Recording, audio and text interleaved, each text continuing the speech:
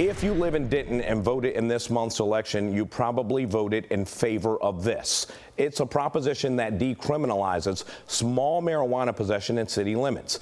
It passed by an overwhelming majority, but now city leaders say they're not following through with the change. And here's why. City Manager Sarah Hensley, who made the decision not to enforce the law, says it's because the proposition violates state law. Supporters in favor of changing that law say it's no different than a proposition passed in Austin earlier this year. The only difference is courage and willpower, and so the Denton City Council and unelected bureaucrats here just seem to not really understand the precedent that's been set by Austin. City Council members say they still respect the voters' decision.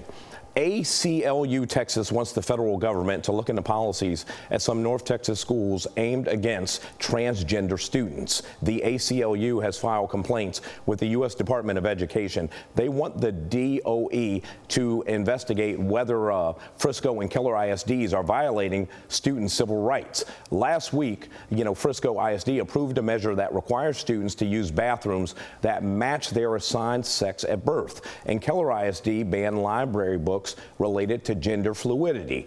The ACLU argues these policies are discriminatory. We're very concerned about the anti-trans rhetoric as we go into the next legislative session, and really concerned about what this means for trans and non-binary youth in the state. If the Department of Education finds merit in these complaints, it can compel the districts to make certain changes. We reached out to both school districts, but both are closed this week for the Thanksgiving holiday, and neither have responded.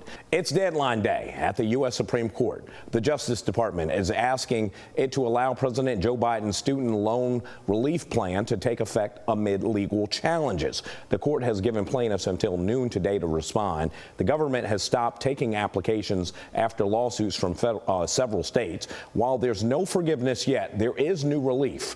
President Biden is pausing loan repayment again until June 30th. He says this will give the Supreme Court enough time to rule on this case during their current term. AAA expects a staggering 4 million Texans will drive to their Thanksgiving destination throughout the week, and they say the busiest day to drive will be all day Sunday.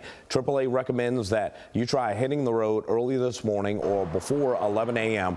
Thanksgiving Day. Avoid driving between 4 p.m. and 8 p.m. on Friday, Saturday, and Sunday. Remember, slow down, buckle up, and never drive impaired or distracted.